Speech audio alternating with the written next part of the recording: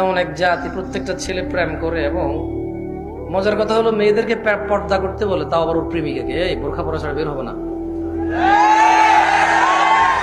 ও তো আর জামশেদ মজুমদার না যে হুজুর এখানে ওয়াজ করবে। তো ওয়াজ করতে পারে কারে? প্রেমিকারে। ও ওয়াজ কারে করতে পারে? প্রেমিকারে। আর ওর প্রেমিকাও কিন্তু খুব তাবলিগের কাজ করে, ফজরে ওরে জাগায় দেয়, ফজরে ওরে জাগায় দেয়। এমন এক জাতির সামনে আসছি, এমন এক সময় আমি নিজে এমন এক মানুষের পরিণত হয়েছি, আর আমার সামনে যারা আছে এমন একটা সময় এসে উপনীত হয়েছি, আল্লাহ আশ্রয় দান না করলেও উপায় নাই। মানে ছেলে বলছে যে শোনো, তুমি কিন্তু বোরখা পরা ছাড়া বের হবা না। মেয়েটা যদি একবার তোর কথা শুনে যায় রে ভাই, তাহলে তোর সাথে আর কথা বলবে না, কারণ তো পর্দা করতে হবে। তুই বলছিস পর্দা কর, ও বলছে ঠিক আছে মানছি, তাহলে তোর সাথে আর কথা বলার সুযোগ নেই। কারণ পর্দা তো তোর দিয়ে স্টার্ট হবে। মানে তুই কে বল, তুই কে? এই বেটা তুই কে রে? একটা পোস্টার টোস্টার দেন না, আমার আবার অভ্যাস খারাপ, সিরিয়াসিরি করা লাগে, হারাসিরি করা লাগে।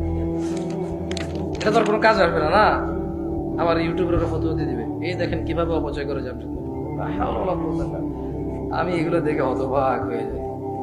এরা জানেই না এদের এক পয়সা উপার্জনের জন্য কত মানুষ গান শুনে আর নাচ দেখে অ্যাড করেছে ইউটিউবের। ফ্রিল্যান্সার। সুদ যখন ইন্টারেস্ট হওয়ার পর আর সুদ মনে হয় না ওর। এটা মানে নাচ গান নর্তকী করা উপার্জন, নাচ গান করা উপার্জন, ইউটিউবে ছাড়লে এটা ফ্রিল্যান্সার হয়ে যায়, এটা নর্তকী থাকে না, এটা ফাউল। তো যেটা বলছিলাম, এই হলো মেয়ে, হ্যাঁ তোমার প্রেমিকা, ছোট ভাই। ওকে, এই হলো তুমি। আচ্ছা, এখন তুমি বললা যে শোনো, তুমি এভাবে চলাফেরা করো, আমার কিন্তু একদম পছন্দ না। তোমার আমি অনেকবার বলছি বোরখা পরো, তার সাথে কথা বলে না, তোমার মোবাইল ব্যস্ত পাই কেন?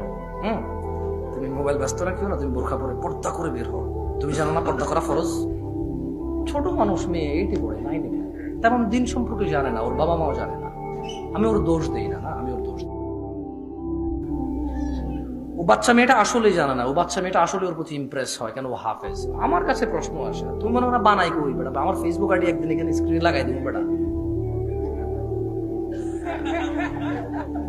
আমার ফেসবুক আইডি থেকে একটু দূর সরাতে, তো ওই আমার ফেসবুক আইডি একদিন এখানে স্ক্রিনে দিয়ে আমার কাছে যে মেসেঞ্জারে যে আসে, হ্যাঁ